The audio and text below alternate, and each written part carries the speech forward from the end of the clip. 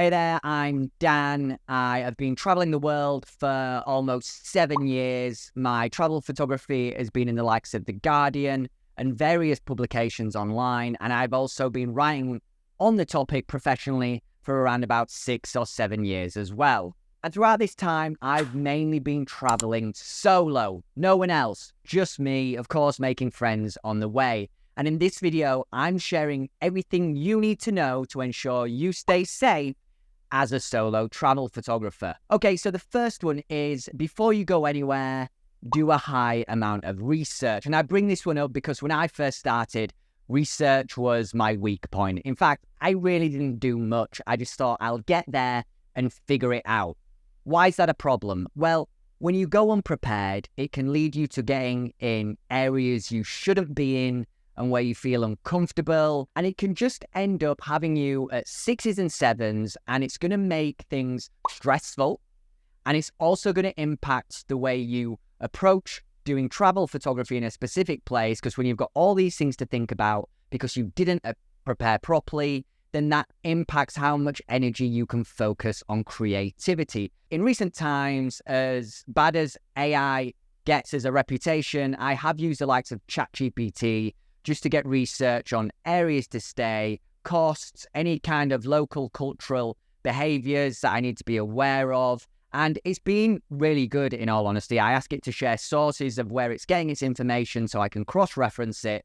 But really, it's been a quick and simple way of me getting the information I need on a place before heading over there to do travel photography. Okay, so number 2 is find a local guide. In the photojournalism world, they're usually called a fixer, but that's not quite the same thing when you're going as a travel photographer.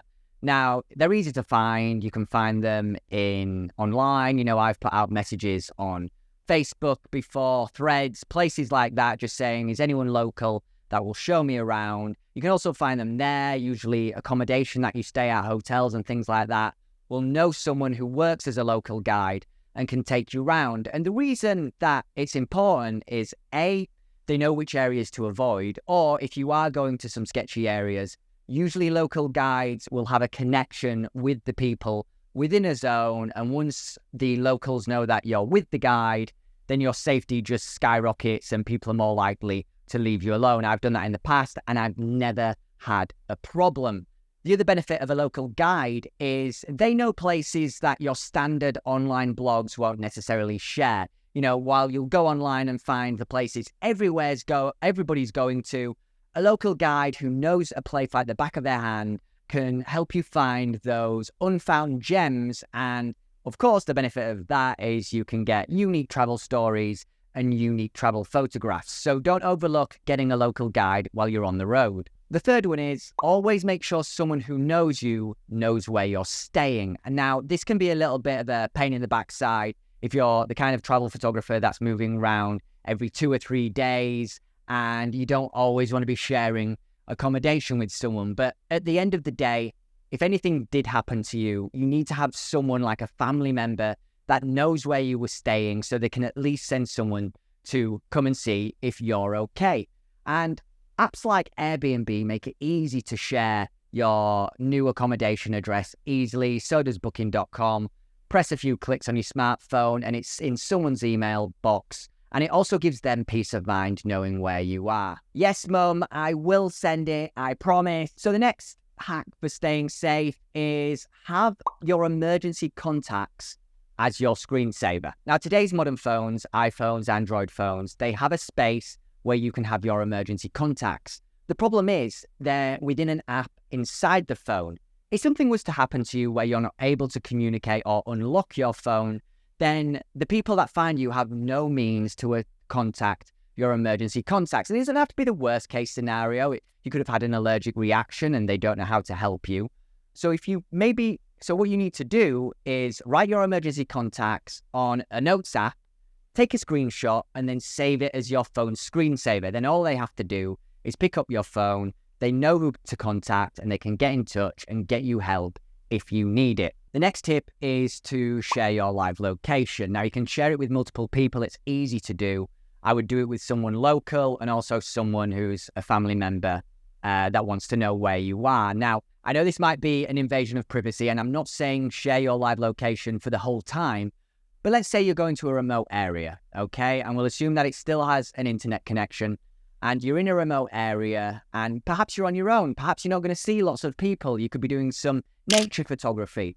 If something happens and no one doesn't know where you are, then it's going to be problematic, okay? Whereas if you've shared your live location, you can set it for a period of time, you can stop it at any time, and if you do go missing, perhaps you fall ill or you hurt your leg and you need someone to help you, then someone can say, hey, I know exactly where they are on the map, go to this location, and they can make sure you're okay and get you back to safety. So we've got 2 more, and the next one is be very selective about your camera bag. Now, I'm not going to recommend a brand, but I will recommend a style, and black works best in this situation. And I raise this because if you look at designs nowadays, they're beautiful, but there's all these vibrant colors. And what does that do? It goes, hey, I've got a camera bag full of cameras. If you're traveling and you're going somewhere where maybe poverty is higher, crime is higher, you don't want to be advertising this big, snazzy, fancy, vibrant, look at me camera bag that's just saying, come and take me. So get a bag that can just blend in with the crowd, that's not too obvious. Of course, it's not stealth. People can still see it, but it's going to be less eye-catching in a fast-paced environment than a big, loud, bright, vibrant bag. So get a dark one, take your camera gear. Don't take all your camera gear. Make sure you've got some backup. Just take what you need, fill it up, and you're just going to be blending in and safer, and you don't want to lose your camera gear. And the final one, the most important one, sticking with losing camera gear, if you were to do so, you're going to want to be insured. Now, I get it. It's an upfront cost for something that more than likely you're probably not going to use, okay? And you don't want to just burn money, but think about it. If something was to happen, what's more detrimental to your bank account?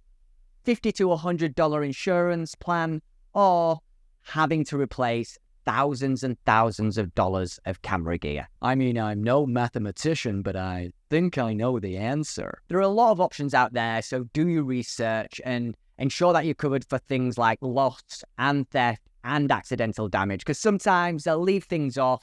You think you're covered, you're not covered. So do your research before signing up for a plan, but trust me, as someone who has learned the hard way, get insurance. Okay, so those were my tips for staying safe as a travel photographer.